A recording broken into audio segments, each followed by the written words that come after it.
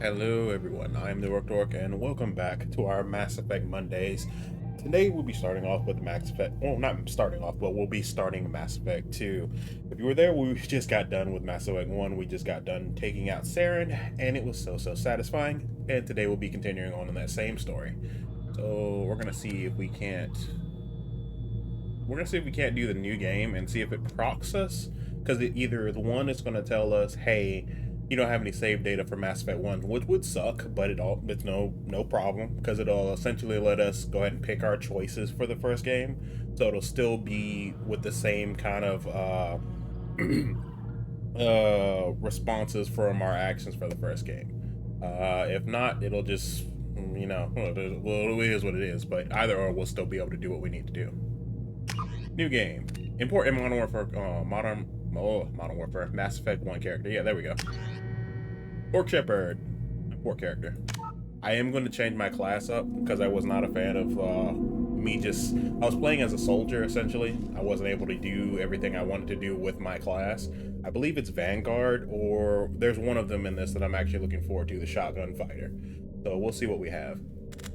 Auto level up is off. Combat difficulty is normal. Subtitles are on. Quad power usage is on. Autosave is on. Name. Orc Shepherd. Rank. I was level 51. Nice. I don't know exactly how that carries. Oh, it's service history. But I was level 51 before the game ended. Military specialization. It's all going to change up. This is going to change up. So it's just like council history. Council was lost during the attack on the Citadel. Yeah, because I didn't like them. Missing in action. Katalinko did die with the bomb on Vermeer. Status of Rex. Rex survived the mission of Vermeer. See, this is a whole story aspect that leads into Mass Effect 2. I'm happy we got this straight. Psychological profile, Paragon, because I straight up went all the way through the game as a good guy. It would say Renegade otherwise, or neutral if I did nothing at all, which is kind of hard because in this game, your Paragon and Renegade effects actually affect the world around you depending on what you want to do. You'll see what I mean later. And the council seat, Commander Shepard recommended Anderson for the seat on the council because Udina is a butthole. Oh yeah, everything looks right.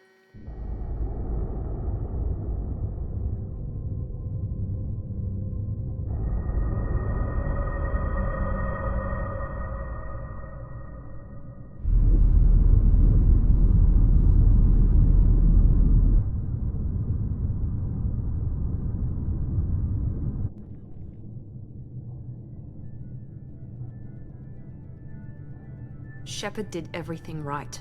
More than we could have hoped for. Commander Shepard uncovered the truth. And still, it's not enough. We're at war. No one wants to admit it, but humanity is under attack. But they're sending him to fight Geth. Geth. We both know they're not the real threat. The Reapers are still out there. And it's up to us to stop them. The Council will never trust Cerberus. They'll never accept our help, even after everything humanity has accomplished. But Shepard, they'll follow him. He's a hero, a bloody icon. But he's just one man. If we lose Shepard, humanity might well follow.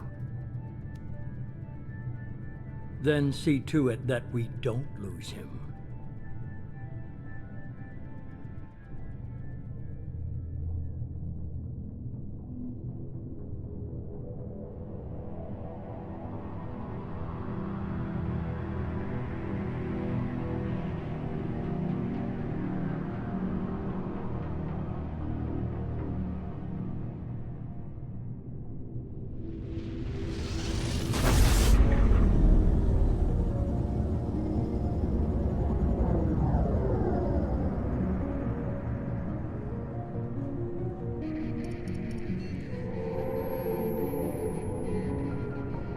Disengaging FTL drives.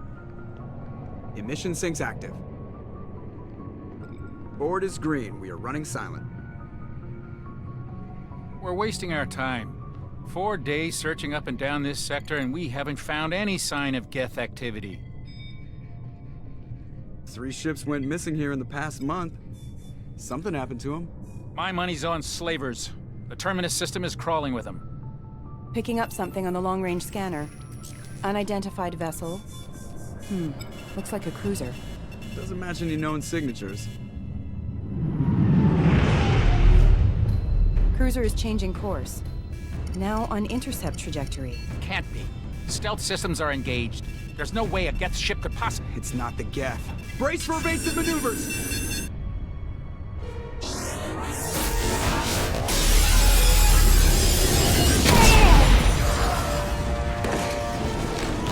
Presley! Kinetic barriers down. Multiple hull breaches. Weapons offline. Somebody get that fire out.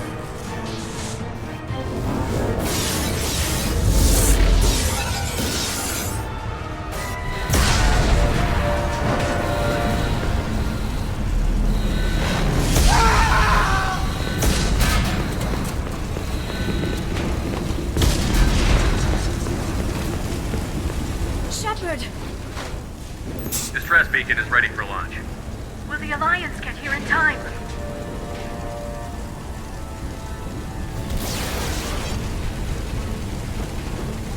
The Alliance won't abandon us.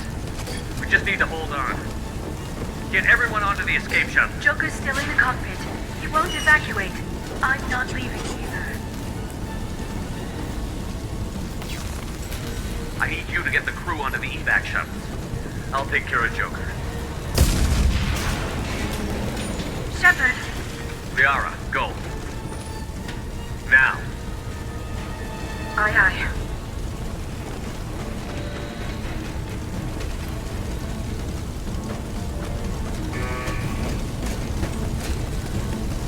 Everybody in! Go, go, go!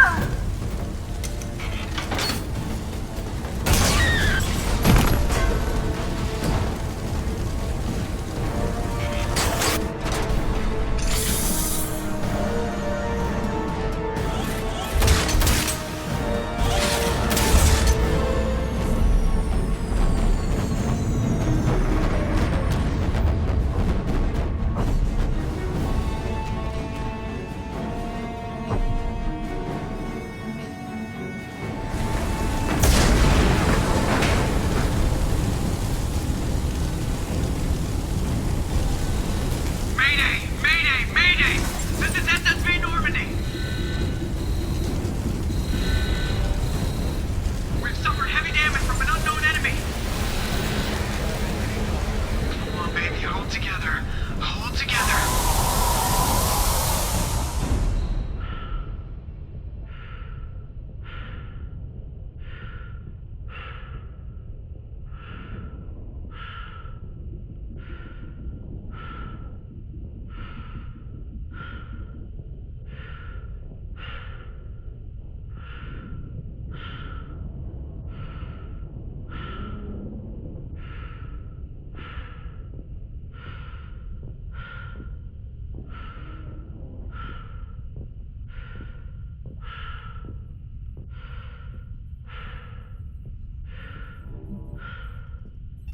Come on, Joker.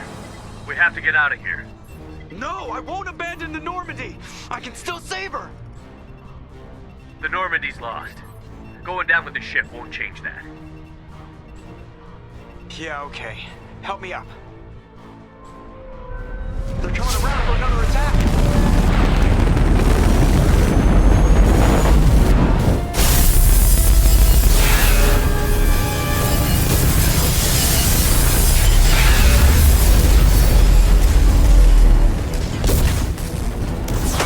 Watch the arm.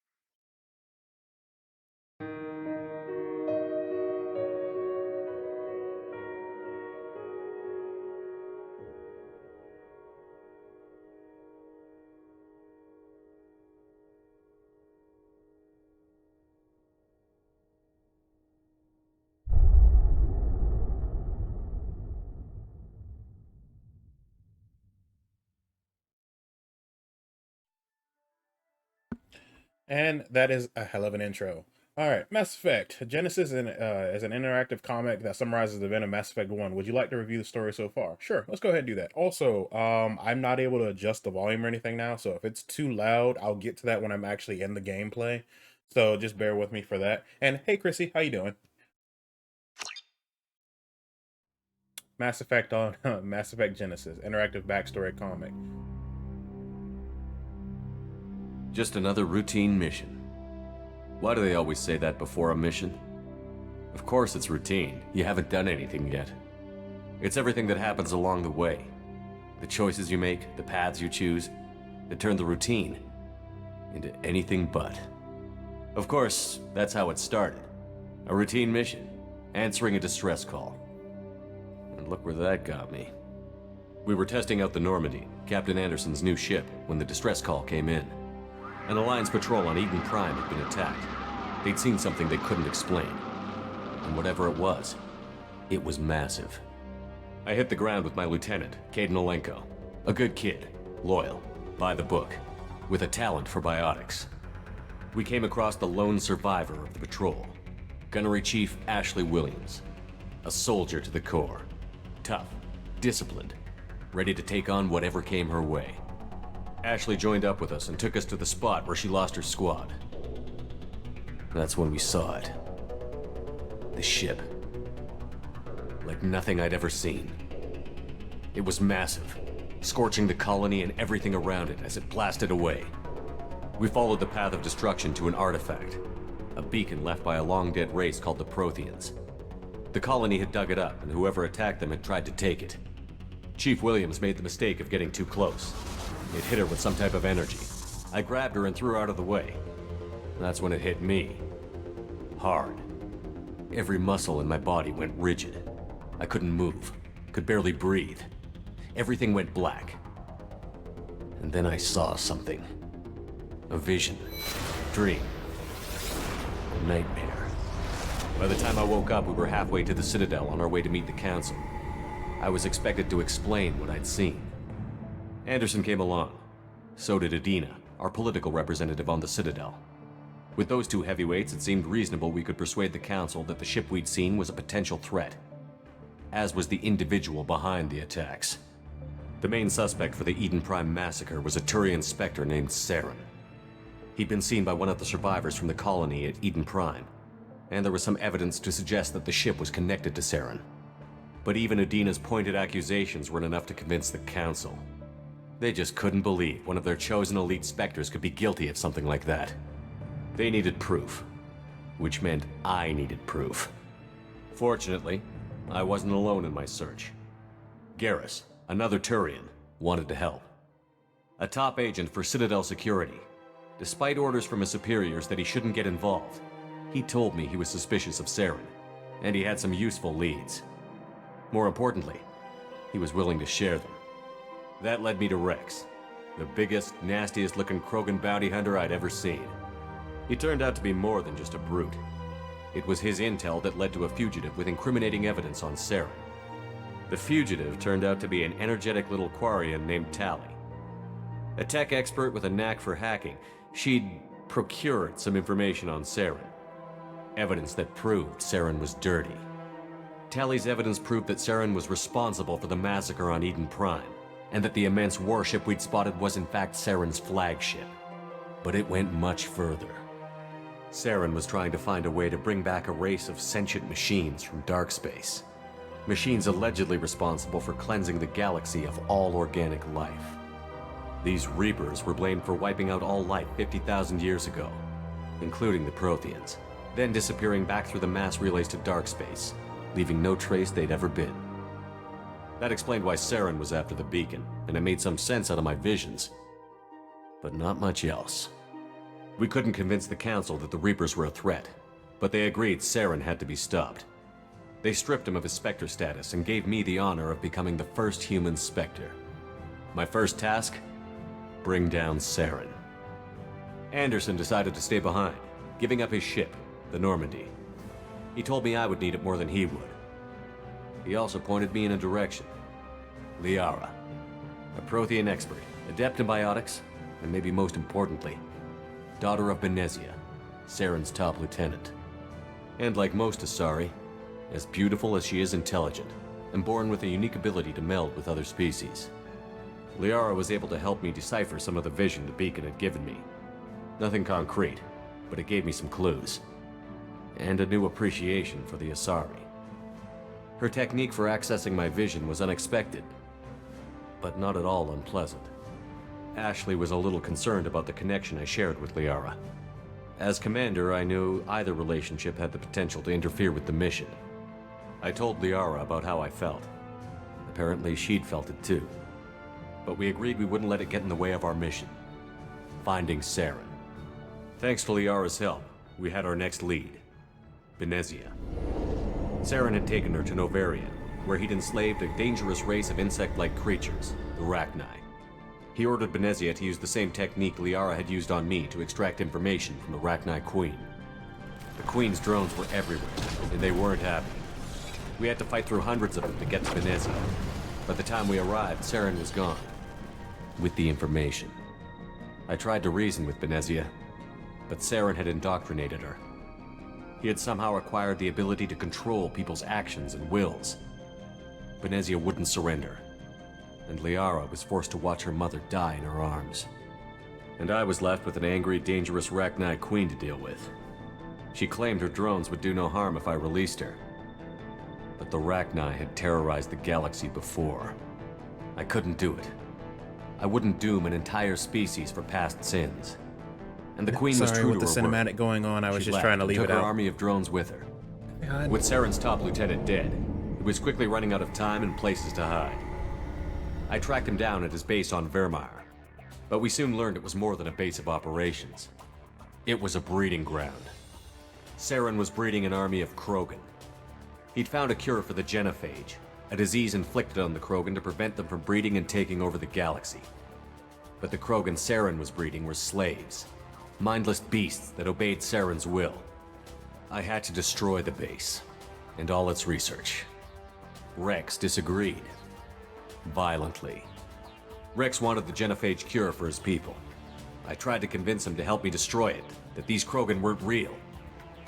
But he wouldn't back down. Fortunately, Rex is smarter than he looks. He realized this wasn't the way to help his people, and that Saren was the real threat. When we finally got to the center of the base, I realized just how close Saren was to completing his plan. He was already in communication with the Reapers. Sovereign, Saren's flagship we'd all assumed was just a ship, was a Reaper. It spoke to me, threatened me. I could feel the menace it had for every living thing. It wanted me dead. It wanted us all dead. And I knew it was capable of doing just that. What I couldn't understand was why Saren would help it. But there was no time to think about it. Sovereign knew where we were. We had to destroy the base and get the hell out. I split up my team in 2 squads, sending Ash with one and Caden with the other as a distraction. We had a nuke, and we planned to use it. Before we could detonate the bomb, Saren showed up. We fought. I stalled him to make time for my team. And in talking to him, I realized the truth. It wasn't Saren who was indoctrinating everyone. It was Sovereign. The Reaper. And Saren was in deeper than all of them. He tried to convince me he was still in control. Said he found a way to reduce the Reaper's influence, but he was kidding himself. Or believing the lies Sovereign was telling him. Before I could convince him to stop, he ran, leaving me just seconds to extract my squad mates. I tried, but I wasn't fast enough. I could only save one of them. Caden was a good man, and a great soldier. But I had to choose, and I chose Ash. That was the last time Saren would slip away from me. I knew then, the next time we met, one of us would die. With my team mostly intact, we chased Saren and his army to Ilos, a long-lost planet that had once belonged to the Protheans. As we prepared for what we knew would be a desperate fight, I spoke to my crew. We were just one ship, against Saren's growing army. I assured them all that despite the odds, we could defeat him. Liara saw through my words. She knew I was hurting after Caden's death. She could sense my doubts. We both knew this mission could be our last. Until that moment, we'd put our feelings aside for the sake of that mission. But why wait? We gave in to each other, and it was perfect. While it lasted. We arrived on Ilos, close behind Saren. Once on the planet, we discovered a Prothean databank that helped me put the final pieces of my vision together. The Reapers had come 50,000 years ago, and every 50,000 years before that, each time purging the galaxy of life. The Protheans had fought and died, like every species before them. But a few survived long enough to leave a parting gift. The Protheans had discovered that the Citadel was the key to controlling the mass relays. By sabotaging the Citadel, they found a way to close the relays to dark space, slowing the Reapers' return, giving us the time we needed to find a solution to stop the Reapers once and for all. Saren knew this. He was leading his army to take control of the Citadel and re-establish the relays to dark space, bringing the waiting Reapers here to destroy us all. We followed him to the Citadel. It was intact, but heavily damaged. He had caught the Council fleets by surprise, and they were only now regrouping. And with Sovereign as his flagship, there was little hope the fleets could counterattack with enough strength to take back the Citadel. But Saren was done running, and I was done chasing him. As the Alliance and Citadel fleets battled Saren's army outside, I cornered the Turian bastard in the Citadel tower and confronted him. He died believing that the Reapers would save him. As I fought to regain control of the Citadel, the Council's flagship, the Destiny Ascension, fell under attack. Despite Saren's death, Sovereign and Saren's army continued to fight. The Council was aboard the Destiny Ascension, and they were requesting assistance. But I knew in order to help them, I would have to put our Human Alliance fleet in jeopardy. The Council could be replaced. The fleets were needed here and now if we were going to defeat Sovereign. Even with the Citadel back in my control, Saren defeated, and the Normandy leading the combined galactic fleet, the battle against Sovereign, a single Reaper, was relentless. It took the combined fleets of humanity and the other races, but in the end, Sovereign fell. But the costs were immense. While humanity's efforts in the war earned us our first seat on the Council, it was a hollow victory. The Reapers were still out there. I knew the fight was far from over, but as the one who'd led the fight against Saren, I was given new responsibilities. The choice of humanity's first counselor was left for me to decide. On the one hand, Udina, the lifetime politician. Ruthless and ambitious, he would easily navigate the political landmines that would soon be put in front of him. The other choice, Captain Anderson, the career soldier. Tough but fair, but a friend, and someone I could trust. Both great leaders in their own right. Anderson didn't want the job, which was a sure sign he'd be perfect for it. No ambition to get in the way. The war was over. The threat had passed. In time, the Council would rebuild itself. The Citadel could be repaired. Even the pain of lost friends would fade. But none of that mattered if the Reapers were still out there. And if they were all as powerful as Sovereign, we had to find a way to stop them. I had to find a way. I gathered my crew, took my ship, and went in search of answers. Officially, the Council would only say I was assigned to cleanup duty, rooting out any remnants of Saren's army. Just another routine mission.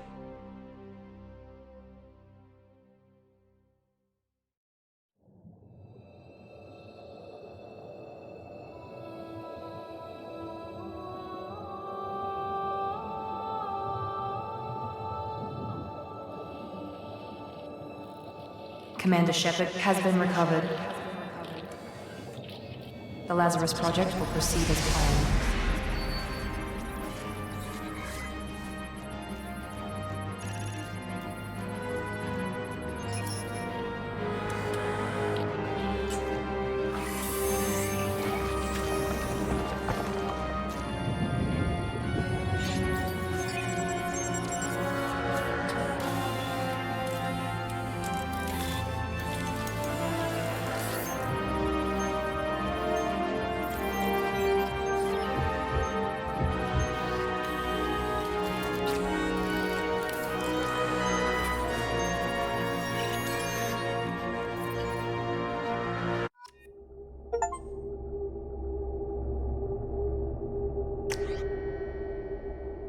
Alright guys, sorry about that.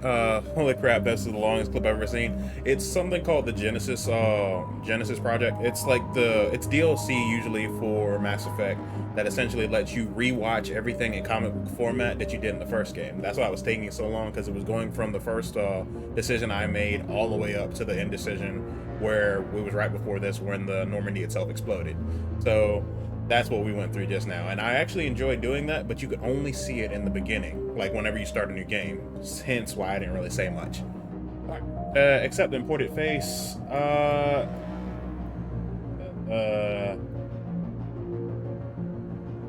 really hope forehead on this dude. Let me see what we can do. Hello, fun stuff. I'm gonna relax a bit and lurk for a while. I might fall asleep. That's perfectly fine, hon. We're gonna go for custom appearance. Seeing as we're going through the whole Lazarus project itself, coming back from the dead and all that, we're gonna go ahead and see if I can't change up stuff. I don't want the default one. Like this is the face I normally use. For some reason, I felt like that forehead was just like huge.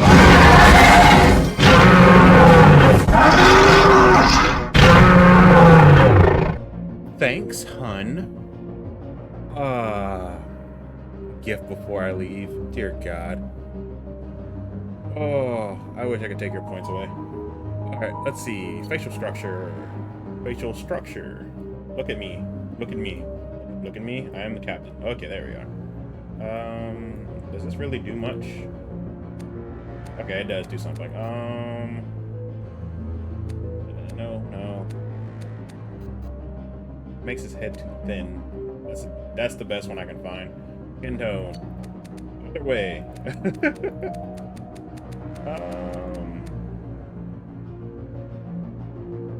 Complexion. Like how old do you want him to be, sort of thing.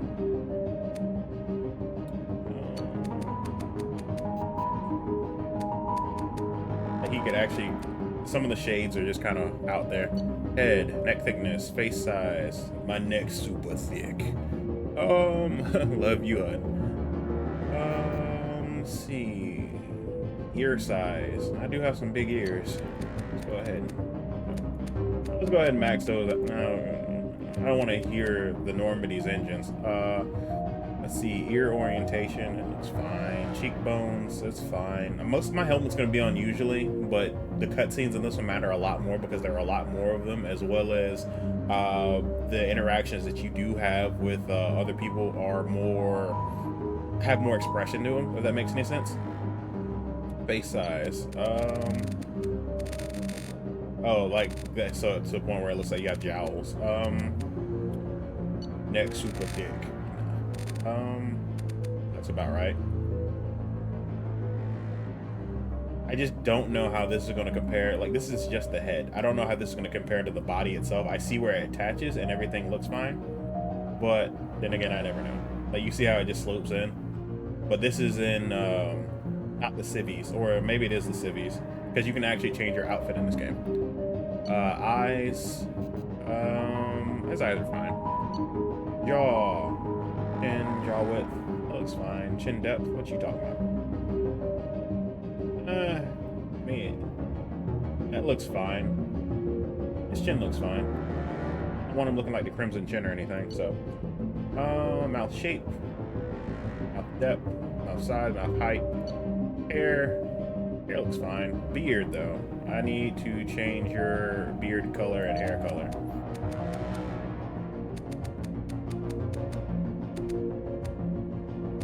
Why does when I change it to a darker color, it looks like there's less hair?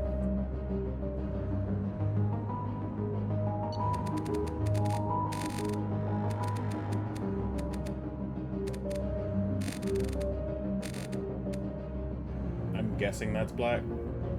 It looks like black hair. I don't like the way the beard looks because the beard color, I don't know, it just looks patchy.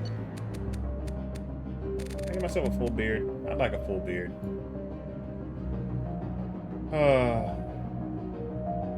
Not even a video game can I grow the amazing beard that I want. Alright, confirm selection. This is the code if you want to make, like, if you type in this code when you go to your character creation, you can also pull up this model of Shepard. I don't know why you would. This is just default for me.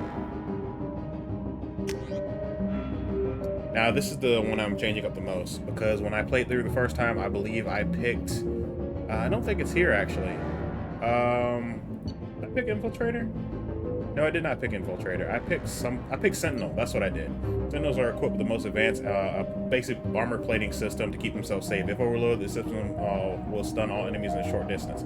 Power training, tech armor, throw, warp, overload, cryo blast, weapon training, heavy pistol, submachine gun. This in the first game would have been crazy, but it didn't, like, it wasn't as fluffed out and filled out. So Sentinel in the first game, not so much. Sentinels are unique, bringing both tech and biotic abilities to battlefield. While they lack the focus of adept and engineers, they are versatile and can handle any situation. Jack of all trades, if you will. Engineers, straight tech adepts can summon the sentries and stuff like that. Combat drone, that's what they're called. Overload, incinerate, AI hacking, cryo blast, weapon training, heavy pistol, submachine gun. So a light fighter and stuff like that. Adept is your, like, I'm gonna say mage, but they're the ones that are heavy in biotics. Adepts are outfitted with the L5X implants that can spawn a macro singularity, damaging enemies and pulling them into the air. Power training, singularity, warp, pull, throw, shockwave, weapon training, heavy pistol, submachine gun. You can get extra training to learn how to use another weapon proficiently, but that's like later on. That's like once you get your Spectre training and everything like that, or just, I can't remember how you unlock it in this one. But essentially, this is my brother's favorite class, playing the Adept, and it's pretty fun. It's pretty powerful because you're sitting there just throwing waves of force like a Jedi, just left and right. Vanguard is what I'm probably going to go for, because Vanguard is frontline fighter. I believe it's mixed with biotics and close quarters combat. Biotic charge, yeah. Biotic charge, pull, shockwave, weapon training, shotgun, heavy pistol, submachine gun. Aiming ammo training, God. Incendiary and cryo. Vanguards are feared for their high risk, high reward combat style, closing quickly on enemies and destroying at close range with weapons and biotics. Vanguards are outfitted with the L5N implant, enabling them to perform a biotic charge that strikes the opponent with incredible force while bringing the Vanguard in close for short range combat. I like this one because you close the distance and you get up in their face and you just unload with the shotgun. If you have correct armor and everything like that, you'll be fine. You just kind of pick your fights. You don't just drive into like the clusterfuck of enemies and just expect to not take any damage. You just have to get in, do some damage, take cover, recover, and then repeat the process. Infiltrators are your snipers, or I'm sorry, they're your assassins. So essentially, your entire thing is, I'm squishy, but I hit hard. All your abilities are going to be up to the point where you're empowering your, hopefully, sniper rifle. There should be no reason why an infiltrator should be point blank range with going toe to toe with anybody. Like, straight up, you have a cloaking ability to get out of the fight. You have tactical cloak, incinerate, AI hacking, weapon training, sniper rifle, heavy pistol, submachine gun, ammo, cryo, disruptor. Disruptor blows through all shields. Infiltrators are tech and combat specialists with a unique ability to cloak themselves from visual and technological detection. Infiltrators are deadly at any range, that's a lie, with a wide variety of weapons, equipment, and powers that can take down any enemy. You should not be at close range as an infiltrator. You have literally a sniper rifle, and you have ammo training, and you have tactical cloak. You should not be up in front of somebody with a heavy pistol or submachine gun. You should have a sniper. You should be at cover at the longest range you possibly can, sending your people up to go attack, and then popping in and out of sight, just sniping people. That's how you play. That's how you play an infiltrator. That's how you did it in multiplayer. That's how you're supposed to do it in the story. If I ever see an infiltrator like straight up like pushing me, like, you will see some AIs do that. But if you ever see somebody do that, just clock them. They have no shields, no health, no nothing. They have no defensive properties except that AI tactical cloak, and even then it flickers. So if I see you at close range, you're getting a shotgun to the chest. And soldier is just your generic, but I say generic, but it is extremely, in my opinion, overpowered. You're just basically Captain America. Like, you have no biotics, you have no tech skills. You are a soldier and a super soldier at that. You're good with everything, and you're bad at almost nothing. Oh, something is too far in the air, use a sniper rifle. Where is it? Use a sniper rifle. Oh man, mid-range combat, assault rifle. Close range combat, shotgun. Heavy pistol. Set them on fire, freeze them, blow through their shields. adrenaline rush, so you can just basically move past a concussion shot, so you can just knock them on their butt. It's like they're essentially, as they say, combat specialists. There is nothing wrong with being a soldier. It just doesn't really add a lot of flavor to the game. Yes, you'll see like some, I believe there are some interactions that you can have with people saying, "Hey, I'm a soldier," and you can like kind of get on, like you can have a one-on-one with them for stuff like that. But for the most part, I've already done soldier so many times. I love it, but I'm not going to do it. I'm going to go ahead and do Vanguard, because I enjoy the thought of just closing the distance and just going full ham. Let's see. Orc Shepherd, Earthborn Survivor, Soul Survivor, Class Vanguard. And we're gonna have another cutscene here, so I'm gonna be quiet.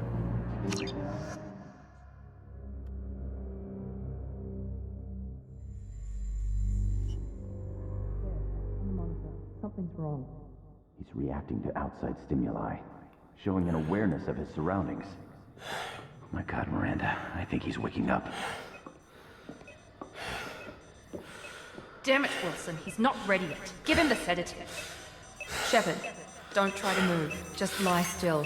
Try to stay calm. Heart rate's still climbing. Brain activity is off the charts. Steps pushing into the red zone. It's not working. Another dose. Now. Heart rate dropping. Stats falling back into normal range. That was too close. We almost lost him. I told you your estimates were off. Run the numbers again.